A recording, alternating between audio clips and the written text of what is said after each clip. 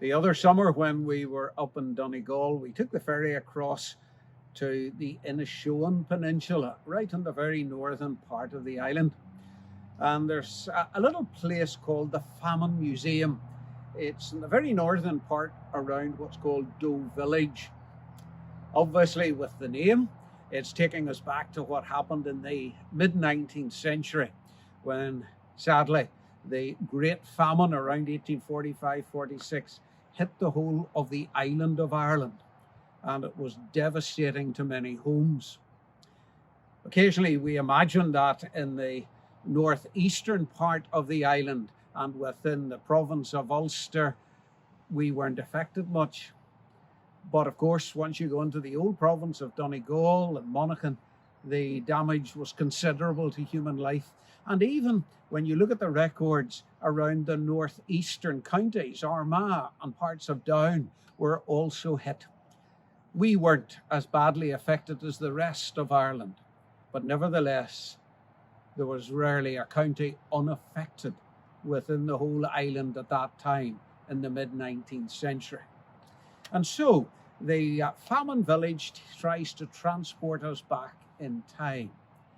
In a sense, it's a bit like a mini version of the Ulster Folk Museum here. And you can wander around, going into cottages, homes, other situations that would have been well noted in the 1845-50 period. So after we had spent what was a very nice warm day walking around the village, you went into one of the old houses which had been used or is converted now into a cafe. And when you got something to eat, it was a bit different. It was trying to give you what people would have got then. So it was a mug of tea, a piece of soda bread, or oven wheaten, jam, butter on the table. Spending a wee bit of time there, our eyes caught something on the wall. There were obviously pictures and various things around, but this one caught my attention. I wrote it down, and I hope I have it accurate from that past year or two ago. And it went like this: to the world, you may be one person.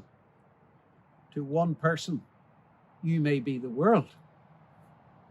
And of course, you can take a lot of meanings out of that, but in the context, and I've always said context is the important thing in life, in the context of a famine museum, you can transport your mind back and say to some people, they would have said, nobody cares about us. We're only one in the world. Or we feel ourselves on our own. We have lost everything.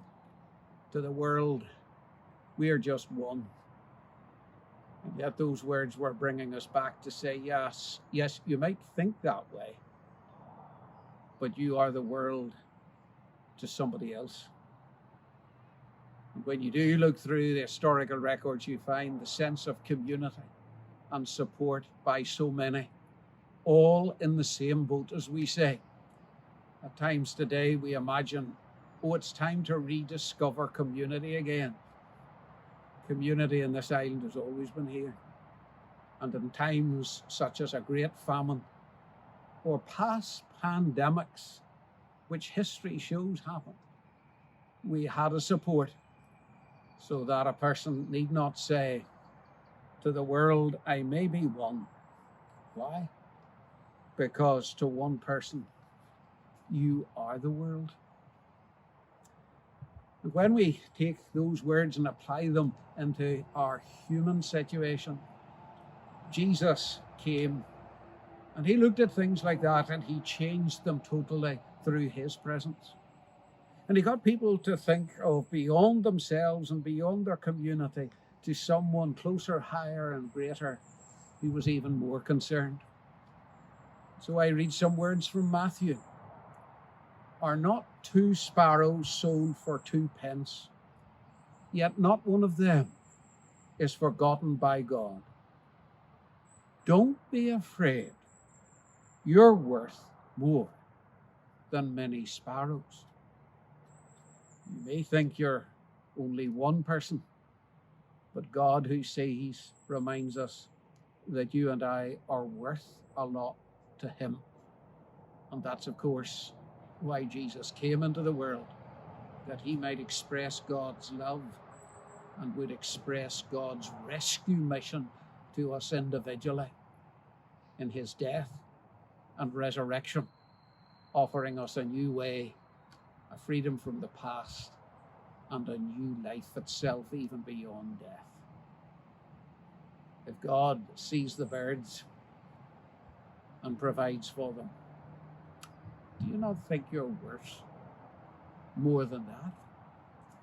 And that you're not on your own in the current situation or wherever you find yourself today. That's why in the New Testament, further on, after the gospel accounts, we read, casting your care upon him, because he cares for you.